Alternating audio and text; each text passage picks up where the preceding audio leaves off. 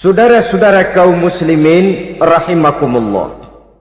Sementara itu pada sisi lain, yang miskin ingin cepat menjadi kaya, maka ia terjebak dalam prinsip tujuan menghalalkan cara apapun saja dilaksanakan asal dia bisa segera menjadi kaya. Maka salah satu jalan yang banyak dilaksanakan orang untuk mencapai kekayaan tanpa harus peras keringat dan banting tulang seperti umumnya orang adalah melalui satu jenis permainan yang umumnya kita kenal dengan nama judi. Ada dua bentuk dan pola daripada judi. Walaupun seiring dengan kemajuan ilmu pengetahuan dan teknologi canggih, peradaban manusia semakin tinggi, maka jenis macam judi yang dimainkan oleh manusia ikut-ikut menjadi canggih. Tetapi pada umumnya ada dua jenis macam judi itu. Pertama, ada judi yang dilakukan secara langsung, dalam arti seorang petaruh berhadapan dengan bandar atau orang berhadapan dengan orang. Dari judi yang dilaksanakan secara langsung ini, efek negatif yang segera bisa kita lihat dengan nyata. Pertama, timbulnya rasa dendam dan permusuhan. Walaupun orang nampak duduk berhadap-hadapan, walaupun kelihatannya mereka tertawa satu sama lain, tapi yakinlah itu cuma sekedar kulit saja. Pikiran yang ada dalam benak tiap-tiap orang yang terlibat dalam perjudian tidak lain ialah bagaimana saya bisa mengalahkan lawan main saya. Akibatnya tentu bisa kita pastikan, akan timbullah dendam dan permusuhan bagi yang kalah, akan timbullah rasa sombong dan menganggap remeh orang lain bagi yang menang. Yang kedua, lalainya orang kepada apa yang menjadi tanggung jawab dan kewajibannya. Orang bisa lupa kepada anak dan istri. Kalau kepada anak dan istri saja sudah bisa lupa, apalagi kepada yang lain, sebab anak dan istri memang merupakan bagian daripada kehidupan kita. Konon lagi saudara, konon lagi keluarga yang lain, anak istri saja bisa terlupakan oleh penyakit dan permainan yang bernama judi ini. Yang ketiga, hilangnya rasa sayang kepada harta. Harta yang didapatnya dengan peras keringat dan banting tulang. Mungkin pergi pagi dan pulang sore. Setibanya dia di meja judi, apalagi uang tadi sudah bertukar dengan dalam bentuk koin, maka rasa sayang kepada harta itu tidak akan pernah ada lagi. Tetapi saudara-saudara, bagaimanapun juga, judi dalam artian langsung semacam ini hanya melibatkan orang-orang tertentu. Artinya selektif. Ada judi yang lebih berbahaya daripada jenis ini, perjudian massal. Taruhlah roulette dan kasino itu judi. Tetapi judi jenis roulette dan kasino ini bahayanya hanya untuk orang-orang tertentu yang memang sudah mapan, kelompok elit. Masa iya bocah angon di kampung main roulette? Apa ia yang tinggal di pinggir kali kenal kasino? Ya entahlah kalau kasino Prambos ya. Dari judi massal semacam ini lahirlah penyakit yang dinamakan tulul amal. Tulul amal, orang yang terlalu panjang angan-angan. Bukan tidak boleh orang bercita-cita, sebab cita-cita itu perlu. Katanya manusia tidak makan masih bisa hidup 1 bulan lebih. Manusia tidak minum masih bisa hidup 3 hari lebih. Tapi manusia tidak punya cita-cita 1 jam pun dia tidak akan bisa hidup. Karena faktor yang membuat kita bergairah menghadapi kehidupan, faktor yang mendorong kita untuk tetap berusaha dan tegar menghadapi resiko, karena adanya cita-cita di dalam kehidupan kita. Tetapi cita-cita tanpa direalisir dengan usaha, cita-cita yang tidak berangkat dari kemampuan yang ada, pada akhirnya hanya akan merupakan cita-cita yang mengawang, tidak akan terwujud dalam kenyataan, dan akan membentuk manusia menjadi orang yang tulul amal, panjang angan-angan, terlalu muluk keinginan, tidak berangkat dari kemampuan dan kesanggupan yang ada pada dirinya sendiri. Maka penyakit inilah yang telah menghasilkan dan melahirkan penghayal-penghayal kelas berat, tukang-tukang ngelamun kelas tinggi yang hidup di angkasa luar. Dan sejarah belum pernah mencatat ada orang menjadi kaya karena judi, itu belum pernah. Saudara lihat saja orang kaya yang namanya Adnan Khashoggi, orang kaya yang namanya Henry Ford, orang kaya yang namanya Aristotle Onassis, orang kaya yang namanya David Rockefeller. Itu seluruhnya menjadi kaya bukan karena mereka terlibat dalam perjudian, tapi karena kerja keras, peras keringat, banting tulang. Dan itu dimulai sejak mereka masih remaja. Sehingga memang ada pepatah, ini baik sekali saya kira. Berpikirlah kamu di waktu pagi, bekerjalah kamu di waktu siang, makanlah di waktu sore, dan tidurlah di waktu malam. Berpikir di waktu pagi artinya belajar di kala muda. Bekerjalah di waktu siang artinya amalkan ilmu itu kalau sudah dewasa.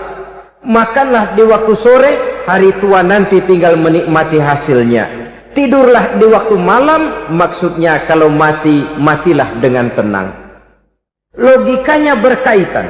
Kalau pagi kita tidak mau berpikir, nanti siang kita tidak akan bisa bekerja. Kalau siang kita tidak mau bekerja, nanti sore makan apa? Kalau sore kita tidak makan, alamat malam tidak bisa tidur. Itu logika. Kalau di kala remaja dan muda kita hanya santai saja, maka hari dewasa kita akan menghadapi hidup ini dengan penuh kebingungan. Kalau hari dewasa penuh dengan kebingungan, alamat hari tua terlunta-lunta. Kalau hari tua terlunta-lunta, kita tidak akan bisa mati dengan tenang meninggalkan alam fana ini. Saudara-saudara kaum muslimin rahimakumullah.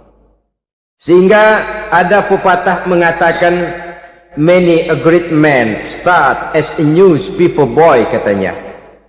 Banyak orang besar yang mulai pekerjaannya dengan menjual koran. Artinya berangkat dari A. Banyak pengusaha mobil yang memulai pekerjaannya dari tukang cuci mobil, tapi lalu bertahap dan tegar menghadapi kenyataan, sehingga proses demi proses dia hadapi dengan tegar, dengan tabah, dengan sabar, dengan ulet, sampai kepada membuahkan hasil. Kita ingin pintas, kayaknya mau, usahanya tidak mau. Senangnya mau, peras keringatnya tidak mau. Ini tentunya akan melahirkan kontradiksi di dalam kehidupan. Maka dari jenis perjudian massal semacam ini, lahirlah penyakit tulul amal, panjang angan-angan, terlalu muluk cita-cita. Bayangkan saja, kalau ini terjadi secara massal, menimpa nasib rakyat kita di pedesaan yang jauh dari keramaian. Tiap hari mereka didina-bobokkan oleh gambaran tentang akan diperolehnya uang dalam jumlah yang banyak, dengan angka nol yang berentet. Tiap hari mereka melihat angka-angka itu. Mereka lambat laun akan terseret dalam arus tulul amal ini. Panjang angan-angan, muluk cita-cita, hanya dengan mengandalkan meja perjudian.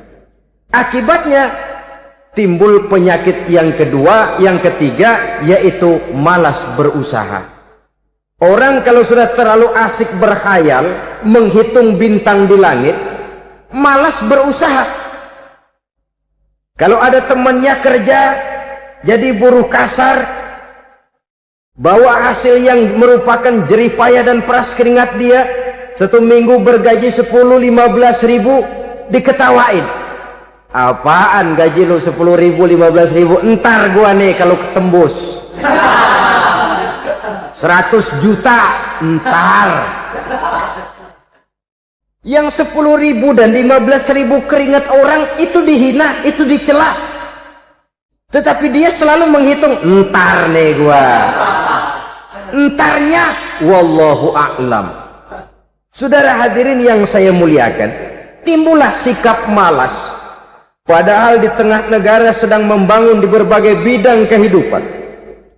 Maka sifat malas ini merupakan musuh kita, baik mengejar kemiskinan, baik mengejar kebodohan dan keterbelakangan kita di sektor-sektor lainnya.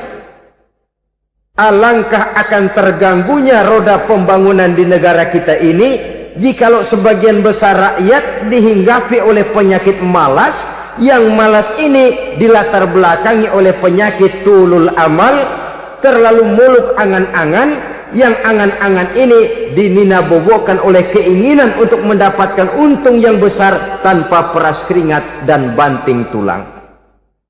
Sasaran yang lebih jauh, dan ini yang paling kita khawatirkan, hancurnya kubu-kubu pertahanan moral daripada bangsa kita. Kita sependapat bahwa lebih penting daripada membangun jembatan adalah membangun manusia yang membangun jembatan. Bahwa lebih penting daripada mengaspal jalan raya adalah membangun mental manusia yang melaksanakan pengaspalan itu. Dengan kata lain, membangun dan mempersiapkan manusia pembangunan. Tanpa itu, maka saya merasa khawatir kalau nanti kita tidak akan sampai kepada target yang kita harapkan oleh karena kandas di tengah jalan. Saudara-saudara kaum muslimin rahimakumullah, Islam sebagai agama yang mengajarkan manusia untuk berusaha dan mengeluarkan segala kemampuan untuk melaksanakan segala usahanya itu, sangat membenci sifat malas, sangat membenci sifat tulul amal atau panjang angan-angan. Dan oleh karena judi melahirkan dua sifat itu, Islam sangat menganjurkan pengikutnya untuk menjauhi segala macam jenis perjudian, baik yang terang-terangan maupun yang dilakukan secara samar-samar, tidak ketara, judi canggih sesuai dengan canggihnya teknologi daripada manusia itu sendiri. Ini adalah penyakit yang meracuni masyarakat manusia dari sejak berpribadi, bertetangga, berumah tangga, sampai kepada berbangsa dan bernegara. Dan kasus-kasus yang timbul sudah cukup banyak, yang tidak mungkin lagi kita katakan hanya sekedar bersifat kasuistis, bersifat kasus-kasus kecil saja. Sebelum riaknya naik ke permukaan, marilah kita membuat benteng untuk masing-masing pribadi muslim memelihara dan menjaga diri, jangan terseret dalam permainan yang bernama judi, apapun bentuknya, bagaimanapun cara dan ragamnya. Karena jelas bahayanya lebih besar daripada manfaatnya. Taruhlah kita barangkali kemarin-marin hanyut dalam arus perjudian, tetapi hendaknya kita bisa mengambil pelajaran bahwa seorang mukmin adalah seorang yang apabila dia melakukan kesalahan, dia segera sadar, dijadikannya pelajaran untuk tidak diulanginya lagi pada masa-masa yang akan datang.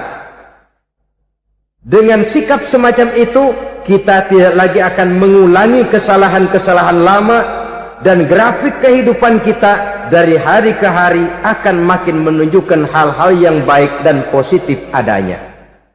Saudara-saudara kaum muslimin rahimakumullah, kalau ABRI masuk desa, rakyat beruntung. Kalau jaksa masuk desa, rakyat bahagia. Kalau koran masuk desa, rakyat ikut jadi cerdas. Tapi kalau judi masuk desa, rakyat kiamat. Pembangunan akan terbengkalai, roda perekonomian akan lesu. Karena mestinya orang membelanjakan uang untuk sesuatu yang dia perlukan, akhirnya dia belanjakan untuk sesuatu yang dia tidak perlukan, karena gambaran, khayalan akan mendapat keuntungan yang jauh lebih besar lagi. Padahal istilah orang-orang tua kita dulu, lebih baik makan singkong betulan daripada makan roti ngimpi. Artinya Uang yang 1.000-2.000 rupiah itu lebih baik dibelikan beras, dimasak, makan bersama anak dan istri, terasa nikmat dan halalnya, ketimbang beli kertas lalu ngelamun, menghayal, menghitung yang bukan-bukan. Itu kertas dibolak madep mulon, dibolak madep mudik, diputar sana, diputar sini, akhirnya palanya ikut muter. Kira-kira apa yang cocok? Masih belum puas, kertas dilihat, orang gila ditanyain. Sudah tahu waras, orang gila yang ditanya. Masih belum puas, nanya orang gila, tidur di kuburan. Allahu Akbar. Padahal di rumahnya tempat tidurnya empuk, anget, nggak ada nyamuk. Kuburan, tidur di kuburan. Dampak-dampak negatif yang semacam ini pada gilirannya mau atau tidak mau akan menyeberang kepada garis akidah, membahayakan dan mengancam nilai-nilai tauhid yang kita miliki. Sudah kertas dibolak-balik, tidak puas, orang gila ditanya. Orang gila ditanya belum maram, tidur di kuburan. Barangkali ada bisikan. Saudara hadirin yang saya muliakan, memang walaupun wahyu sudah berhenti, tapi Allah masih memberikan ilham kepada hamba-hambanya yang dikehendakinya. Tetapi ilham itu bentuknya positif. Kalau saudara pagi-pagi berniat, tahu-tahu datang pikiran nanti malam mau ngaji, itu namanya ilham. Kalau saudara sedang merenung, tahu-tahu datang pikiran, saya mau sedekah, itu namanya ilham, bentuknya positif. Tapi kalau ngelamun, tahu-tahu datang pikiran nomor sekian sekian sekian pasang, itu bukan ilham, itu belis. Saudara hadirin yang saya muliakan, tidak puas tidur di kuburan, cari yang lebih paten lagi, dukun ditanya. Nah, saya ingin menuduhkan persoalan. Apa tidak boleh orang ziarah kubur? Apa tidak boleh orang pergi ke dukun? Ini dalam kaitannya dengan judi, karena ini penyakit yang sudah merajalela, mewabah di kalangan masyarakat kita di lapisan yang bawah ini. Saudara hadirin yang saya muliakan, ziarah kubur bukan saja boleh, malah dianjurkan oleh Nabi. Tetapi ziarah kubur yang dianjurkan oleh Nabi itu dengan tujuan pertama, agar orang ingat kepada mati. Kafa bil mauti wa'izah, kata Nabi. Cukup dengan mengingat mati menjadi pelajaran bagi kamu semua. Maka etikanya diajarkan, kalau saudara ziarah kubur, sampai di depan pintu kubur itu kan, Assalamualaikum ya ahlal kubur wa inna insyaallahu bikum lahikun. Kami satu saat insya Allah pasti akan menyusul kamu. Kalau kamu sekarang berbaring di sini, satu saat kami akan berbaring di sini. Ziarah kubur mengingatkan orang kepada mati. Orang yang ingat kepada mati, gaya hidupnya lain dengan orang yang tidak ingat mati. Nah, orang kalau nggak ingat mati, gaya hidupnya nggak terkontrol. Kalau dia berkuasa, Fir'aun, itu nggak ingat mati. Kalau dia kaya, Korun. Sudah gambarannya nggak merupakan gambaran-gambaran yang baik. Orang yang ingat mati, dia berkuasa, dia berlaku adil. Satu saat saya akan mati dan ini akan dimintakan pertanggungan jawab. Orang kaya ingat mati, dia akan jadi pemurah. Kenapa? Kalau saya diberikan ilmu, pertanyaan akhirat cuma satu, ilmumu kau amalkan untuk apa? Kalau saya diberikan umur panjang, pertanyaan akhirat cuma satu, umurmu kau habiskan di mana? Tapi jikalau saya diberikan harta, pertanyaan akhirat ada dua, hartamu kau dapat dari mana, kau belanjakan kemana? Depannya ditanya, belakangnya ditanya, dapat dari mana, dibelanjain kemana? Coba dua-duanya berkaitan dengan kegiatan. Kadang-kadang dapatnya dari jalan yang baik, tapi keluarnya ke tempat yang tidak baik, itu pun tidak betul. Atau dapatnya dari yang tidak baik, tapi dibelanjakan untuk yang baik, itu pun tidak bisa diterima. Oleh karenanya, dengan mengingat mati, gaya hidup seseorang jadi terkontrol karenanya. Yang kedua, dianjurkan kita untuk berziarah kubur itu mendoakan orang-orang yang sudah meninggal. Mal mayyitu fi qabrihi illa kal gharikil mutaghawis, kata Nabi.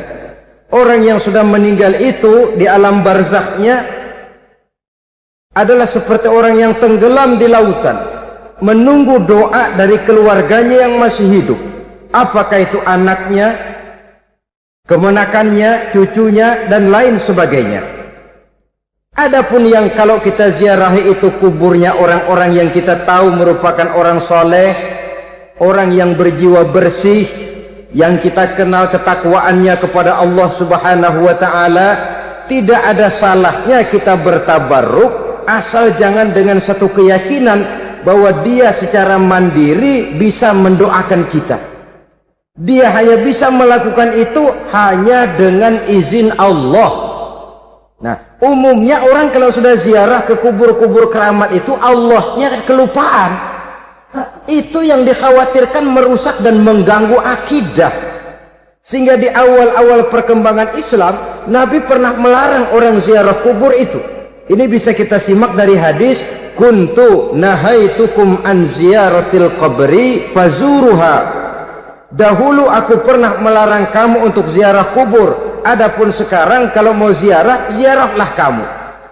Kata-kata dulu aku pernah melarang kamu itu menggambarkan bahwa pada permulaan perkembangan Islam, nilai keimanan para sahabat masih rapuh, masih lemah, masih memerlukan pembinaan.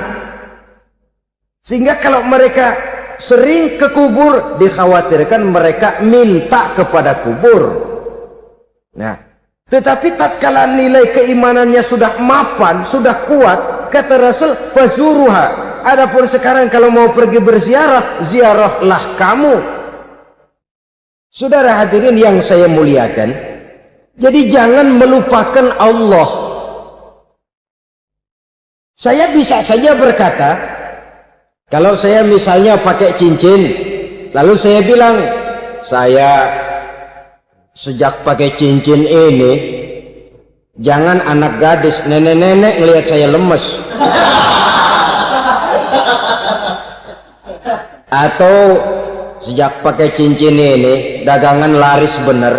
Cincin itu yang menggelincirkan akidah. Untuk tidak tergelincir, orang harus tidak melupakan Allah. Dia bisa berkata, alhamdulillah, Allah memberikan keistimewaan kepada batu cincin saya. Batu cincinnya tidak apa-apa, Allah yang memberikan keistimewaan.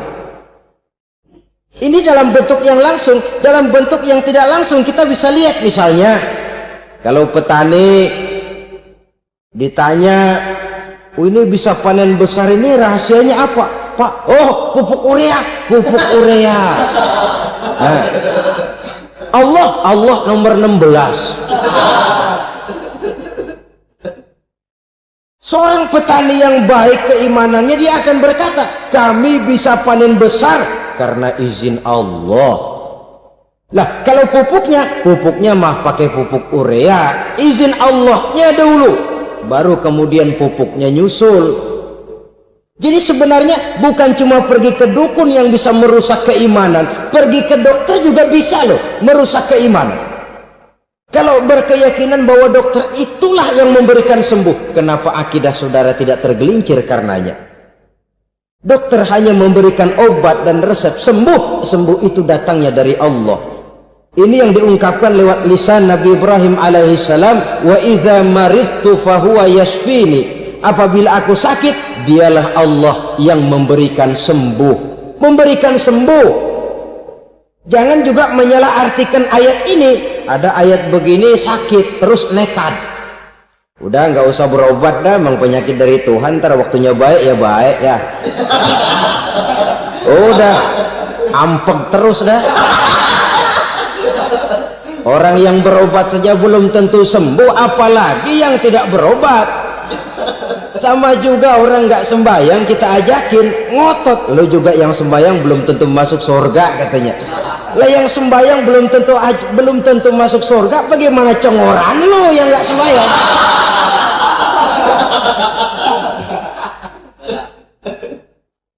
Saudara hadirin yang saya muliakan, kaum muslimin yang berbahagia. Jadi dengan demikian, maka jangan menghilangkan Allah. Kita, ajaran pokok dalam Islam adalah ajaran tentang tauhid. Nah, tauhid ini menyangkut mengesahkan Allah, baik di dalam zatnya, baik di dalam sifatnya, baik di dalam perbuatannya, baik di dalam beribadah kepadanya. Tauhid dalam ibadah itu ada. Tauhid dalam zat artinya zat Allah itu tidak tersusun, tidak terdiri dari bagian-bagian yang bisa dipecah-pecah. Ya seperti kita ini kan ada kepala, ada kaki, ada tangan. Allah tidak tersusun zatnya dari bagian-bagian. Esa zatnya tidak bisa dibagi-bagi. Esa sifatnya artinya Allah itu sifatnya tidak pernah berubah. Sejak dahulu sampai sekarang Allah itu cinta kepada orang beriman yang melakukan kebaikan, dan Allah benci kepada orang kufur yang melakukan kejahatan. Mustahil satu saat Allah berubah. Orang kufur yang berbuat kejahatan didemenin, orang mukmin yang berbuat kebaikan dikeselin. Misalnya tahun 2000 Tuhan giliran jengkel sama orang mukmin. Itu mustahil. Dia esa di dalam sifatnya. Lain dengan sifat kita manusia. Sifat kita ini kan relatif. Ada saatnya kita senang, lain saat yang kita senang betul kita caci maki. Hari ini kita caci maki, besok kita puji. Lihat teman kaya, habis kita omongin, boleh jadi dia kaya. Kenapa? Dukunnya 36. Begitu kita habis caci maki begitu, dia datang ngasih duit sama kita. Cacian itu bisa berubah menjadi pujian. Lu ya emang bukan main dah. Sifat kita itu relatif, bisa terpengaruh oleh situasi dan kondisi. Saudara hadirin yang saya hormati, kaum muslimin yang berbahagia, Allah juga esa di dalam perbuatannya. Artinya di dalam menciptakan apapun yang akan diciptakan oleh Allah, di dalam melakukan apapun yang akan dilakukan oleh Allah, tidak terikat kepada faktor lain, tidak memerlukan bantuan lain. Dia adalah mutlak. Nah, kemudian kita mengesahkan Allah dalam zatnya, mengesahkan Allah dalam sifatnya, mengesahkan Allah dalam perbuatannya. Belum tentu berarti kita mengesahkan Allah dalam ibadahnya. Sebab banyak orang yang yakin betul Allah itu esa, teguh dengan pendiriannya. Tuhan lu siapa? Allah. Allah bagaimana? Esa. Bagaimana kalau dua? Kagak. Tiga? Enggak. Mantap. Soal tahlil paten. Tapi dalam ibadah kadang-kadang dia tidak mentauhidkan Allah. Ini makna wa ma umiru illa liya'budullaha mukhlisin. Kami tidak memerintahkan kepadamu kecuali untuk beribadah kepadaku, kata Allah, dengan ikhlas. Beribadah kepada Allah dengan ikhlas itu artinya apa? Beribadah hanya untuk Allah saja. Nah, kalau hanya untuk Allah saja, lalu kita minta berdoa di depan kuburan orang yang soleh, apa syirik? Tidak syirik. Kalau kita berkeyakinan bahwa orang tempat kita memanjatkan doa itu hanya bisa mendoakan kita dengan izin Allah. Dia sendiri tidak punya kekuasaan apa-apa. Tanpa izin Allah, dia tidak bisa berbuat apa-apa. Itu tidak menyebabkan orang menjadi syirik. Sama saja dengan kalau saya berkata tadi, alhamdulillah Allah telah memberikan keistimewaan kepada batu cincin saya. Apa salahnya Allah memberikan keistimewaan kepada benda-benda mati? Allah memberikan keistimewaan kepada Hajar Aswad, benda mati. Allah memberikan keistimewaan kepada Masjidil Haram, benda mati. Allah memberikan keistimewaan kepada Ka'bah, benda mati. Orang tawaf keliling Ka'bah, sembahyang di Masjidil Haram, sujud menghadap kepada Ka'bah. Apakah jadi syirik? Tidak. Kita tidak menyembah Ka'bahnya, kita menyembah yang punya Ka'bah itu. Nah, di sini kita lihat bahwa fungsi Ka'bah hanya merupakan wasilah. Tapi kalau Allahnya kita hilangkan, jadilah kita penyembah batu. Hanya saja batu itu berbentuk 4 bernama Ka'bah. Sa'i, orang yang melaksanakan haji, lari-lari antara Safa dan Marwah, amalan apa itu? Seakan-akan kita menghormati bukit-bukit, gunung-gunung. Tapi bukan itu yang kita tuju dalam pelaksanaan sa'i itu. Yang kita tuju adalah ini perintah Allah. Allahnya yang diutamakan. Maka hal semacam ini tidak menyebabkan orang menjadi syirik dan tergelincir dari tauhid. Tapi kalau ziarah kubur dengan niat cari buntutan, cari nomor yang cocok, ini niatnya saja sudah salah. Nah, kalau berangkat dengan niat yang salah, sampai di sana saya yakin, seyakin-yakinnya amalannya pasti salah. Lah, kubur yang diziarahin bukan kubur orang soleh. Ya mana ada orang soleh ngasih kode buntut. Ada juga orang salah, bukan orang soleh itu. Kadang-kadang dia nggak tahu kuburan siapa, nongkrong aja di situ. Memang sulit, saudara-saudara. Mental ya, namanya mental. Kalau memang mental sudah mental judi, apa saja bisa dijudiin. Jadi orang nggak perlu sebenarnya pemerintah terlalu gini, nggak usah. Kembali saja kepada mental. Kalau mental memang sudah mental judi, apaan aja bisa dijudiin. Pulang tengah malam nabrak babi, babi yang keluar nih.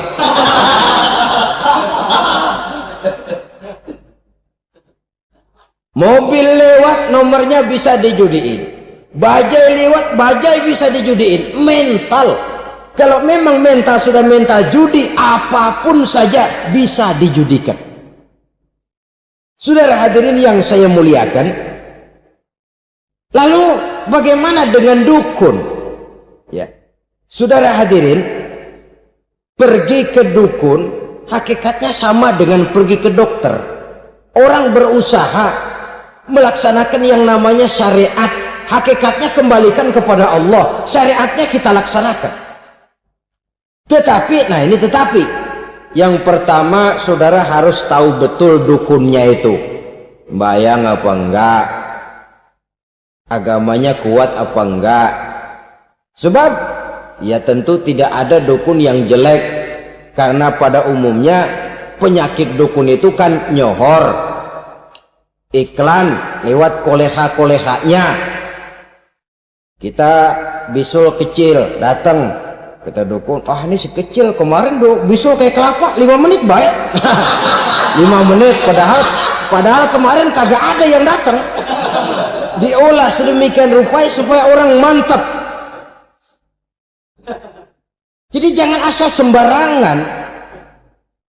Kadang-kadang lihat potongan dukunnya aja kita ngeri. Mukanya sudah kremot, nggak pernah tersentuh air wudhu. Jangankan air wudhu, mandi aja jarang. Yang kayak begini yang dipegang mati-matian, yang dipercayai habis-habisan, akan kita kemanakan tauhid kita ini? Apalagi kalau perginya sudah dengan niat mencari nomor yang jitu. Itu saya katakan lagi tadi, berangkat saja sudah dengan niat yang salah. Orang berusaha silahkan. Sama juga kita ke dokter. Oleh dokter kan setelah diperiksa penyakit kita, lalu dianalisa, oh ini penyakitnya ini, kemudian diberikan obat. Lah obat itu kan tentu ada aturan minumnya tuh. Yang kapsul ini sehari 3 kali, yang tablet ini sehari 2 kali. Kalau kita minumnya kelebihan, overdosis namanya. Saking pengen cepet baik, sekali minum 10 tablet. Ya memang nggak sakit-sakit lagi, tapi nggak hidup sudah. Habis. Kita pun dalam melaksanakan amalan hidup beragama begitu. Saudara datang kepada kiai, orang-orang soleh, meminta amalan, wiridan, itu jangan sampai overdosis. Tidak sesuai dengan kemampuan pribadi. Wong masih SD sudah minta matematika kelas SMP, celeng. Baru SMP sudah minta diajarkan filsafat kelas perguruan tinggi, semaput. Kenapa? Daya tampungnya nggak kuat. Emang ukuran secangkir, minta di sini seember, ya luber.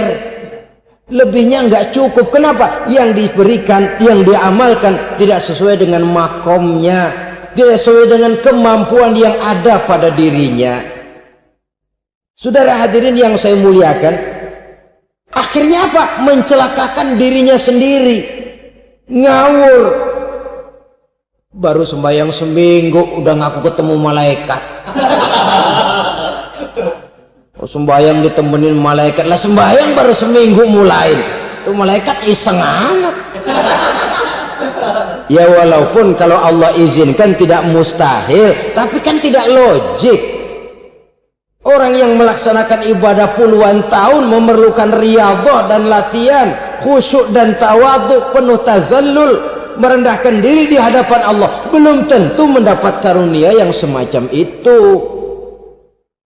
Saudara hadirin yang saya muliakan, jadi dengan kata lain, yang pertama, lihatlah dulu kualitas dukun yang akan saudara datangi itu. Ini kualitas black apa kualitas white, aspal apa cat putih, sehingga jangan sampai kita salah pilih. Sebab biasanya orang kalau sudah hanyut di kali, rumput pun dia pegangin. Dia tahu kalau rumput tidak akan bisa menahan bobot badannya, tapi karena posisinya posisi terjepit, rumput pun dia pegang. Ini satu gambaran psikologis betapa orang dalam keadaan panik, kepepet, kejepit, yang tidak mestinya dipegang pun akan dipegangnya juga. Walaupun dia tahu itu tidak akan bisa menahan bobot badannya, namun dipegangnya juga. Oleh karenanya, yang pertama, lihat dulu kualitas dukunnya. Yang kedua, saudara-saudara, jangan berkeyakinan bahwa dukun itulah yang memberikan permintaan saudara. Si dukun hanya bisa dengan izin Allah. Nah ini kuncinya. Kalau izin Allahnya dihilangkan, dan ini yang jarang. Biasanya kalau kita diajak ke dukun, di sono aja no paten banget, abah ano, abah ini, abah ano, abah. Lah, lalu pikiran kita kan terfokus. Dikala itulah kita mulai menyampingkan Allah. Di situ yang dikhawatirkan nilai tauhid kita jadi tergoyah karenanya. Bahwa orang yang kita datangi, yang kita kenal kesolehan dan ketakwaannya, hanya bisa memberikan pertolongan dengan izin Allah. Dengan izin Allah dia doakan kita dan doanya kabul. Dengan izin Allah dia penuhi hajat kita dan hajat kita jadi terlaksana, jadi kenyataan dengan izin Allah. Sebab Allah itu memberikan keistimewaan. Ada waktu istimewa, ada tempat istimewa, ada jam istimewa. Kenapa sih sedekah hari Jumat dengan sedekah hari Kamis pahalanya kok lebih besar hari Jumat? Karena itu waktu istimewa. Kenapa untuk sembahyang sunnah dianjurkan sepertiga malam yang terakhir? Karena itu waktu istimewa. Kenapa doa di multazam, di dekat Hajar Aswad, di Hijr Ismail, di Raudhah, dikabulkan Allah karena itu tempat istimewa. Memang kadang-kadang ada orang berkata, kalau mau berdoa kenapa mesti di kuburan wali, di rumah juga berdoa, Tuhan dengar. Betul, Tuhan dengar, bahkan tidak berdoa pun Allah tahu isi hati kita. Tapi soal dikabulkan atau tidak, itu hak Allah. Dan Allah memberikan fasilitas kepada tempat-tempat tertentu dan istimewa. Dan itu diajarkan oleh Nabi. Di Raudhah perbanyak doa. Kenapa? Itu tempat yang mustajabah. Artinya Allah memberikan keistimewaan kepada tempat-tempat tertentu. Dalam konteksnya dengan ini, makom para aulia, para wali, para ulama soleh, tidak ada salahnya kita berdoa di sana, bertawassul, bukan meminta kepada si kiai, bukan meminta kepada si ulama, bukan meminta kepada si wali, meminta kepada Allah melalui tempat yang orangnya kita yakin dekat dengan Allah. Walaupun Allah tidak memerlukan perantara, itu jelas. Allah tidak memerlukan calo, memang. Tapi Allah menyediakan waktu dan tempat-tempat istimewa, itu harus kita manfaatkan untuk mendekatkan diri dan berdoa kepadanya. Saudara-saudara kaum muslimin rahimakumullah, saya kembali dalam konteksnya dengan dukun yang akhir-akhir ini jadi populer karena merajalelanya judi sampai kepada desa-desa, pedesaan-pedesaan terpencil, yang akibatnya menjauhkan orang dari nilai tauhid. Padahal benar kalau orang berkata kazabal munajjimun walau sodaku, tukang-tukang ramal itu bohong walaupun benar. Kalaupun betul, kebetulan.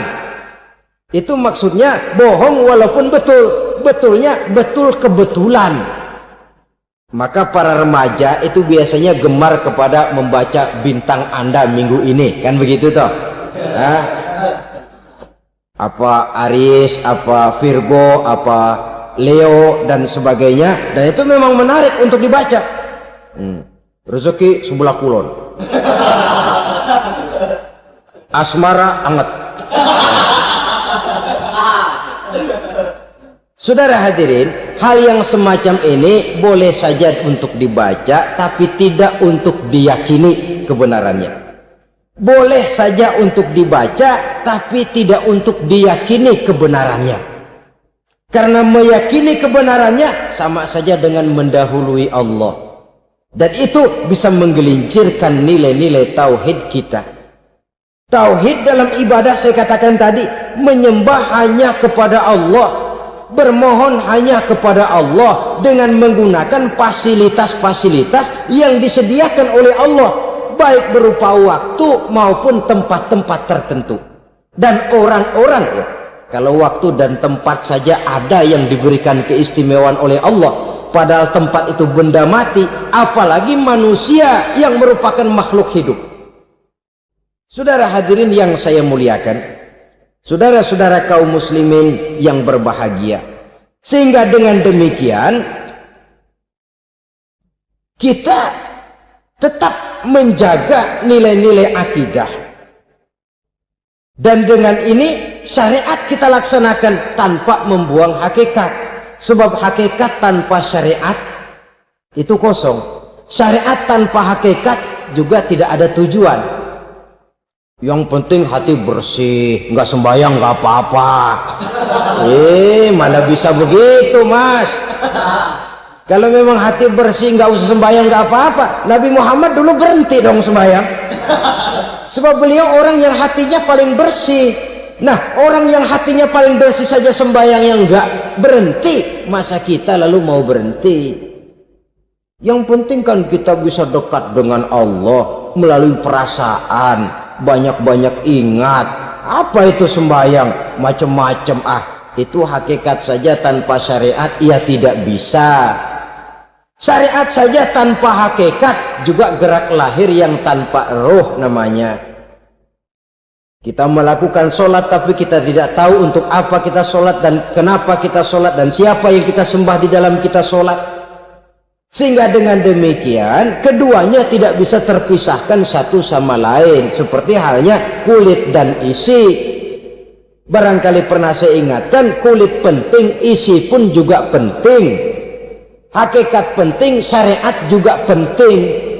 Dan kita jangan salah mengartikan, terjebak dalam ucapan-ucapan yang masih memerlukan penafsiran, sehingga lalu kita cenderung mendiskreditkan dan menjelekkan para wali. Misalnya ada ucapannya Syekh Abdul Qadir Jailani yang berkata begini, barang siapa yang masuk ke rumahku lalu ia memakan makananku, maka ia akan masuk surga.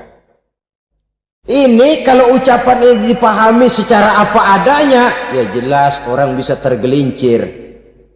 Tapi kalau ditafsirkan secara betul, siapa yang masuk ke dalam rumahku, di mana rumah Syekh Abdul Qadir, di mana umumnya rumah para wali?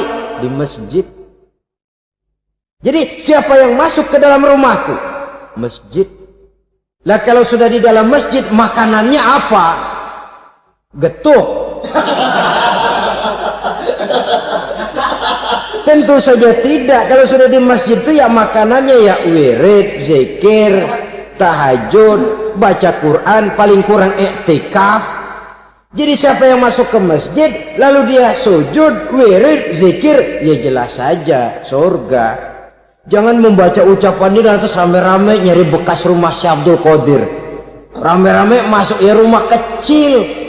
Saudara hadirin, kita terlalu terpaku kepada materi ucapan dan melupakan filsafat daripada ucapan itu sendiri. Dalam kondisi yang sedemikian, sangat boleh jadi orang lalu tergelincir karenanya. Oleh karena itulah saudara-saudara, saya kembali kepada satu prinsip, bahwa sebenarnya dengan tidak perlu menyalahkan pihak-pihak lain, mari kita kembali kepada sikap mental kita sebagai muslim. Kalau mental memang sudah mental penjudi, apapun bisa dijudikan. Tapi kalau mental itu tidak ada, walaupun di kiri kanan dan depan belakang banyak dibuka tempat-tempat perjudian, saya yakin kita akan mampu menahan dan menjaga diri. Sikap mental inilah yang memerlukan pembinaan dari kita semua. Sehingga dengan demikian kita akan menjadi pribadi-pribadi yang bisa bertahan dari segala gempuran-gempuran yang datang dari luar karena adanya prinsip ketahanan mental itu tadi. Sekali lagi saya ingatkan bahwa judi selamanya tidak akan pernah mendatangkan kebahagiaan. Judi tidak akan membuat orang menjadi kaya. Judi tidak akan membuat orang makin akrab berteman dan bersaudara.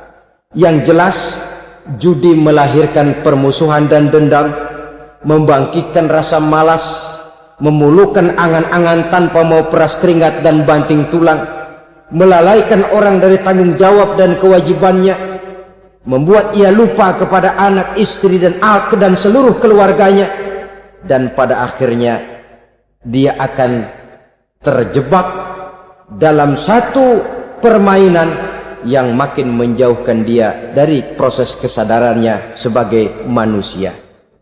Sebagai uraian penutup, marilah kita renungi firman Allah dalam Al-Baqarah ayat 208. A'udzubillahi minasyaitonir rajim. Ya ayyuhalladzina amanu dukhulu fis silmi kafah wa la tattabi'u khutuwati syaitan innahu lakum aduwwum mubin. Hai orang-orang yang beriman, masuklah kamu ke dalam keselamatan, masuklah kamu ke dalam Islam secara keseluruhan. Jangan kamu mengikuti jejak-jejak setan, karena setan adalah musuhmu yang nyata dan jelas. Judi termasuk jejak-jejak yang ditinggalkan oleh setan untuk diikuti oleh kita agar kita mendapatkan kesengsaraan baik di dunia, lebih-lebih di akhirat nanti. Semoga Allah selamatkan kita, Allah selamatkan seluruh bangsa kita dari penyakit-penyakit judi yang melahirkan efek-efek negatif dalam kehidupan. Terima kasih atas perhatian saudara. Mohon maaf atas segala kekurangan. Usikum wa nafsi bitaqwallah. Wassalamualaikum warahmatullahi wabarakatuh.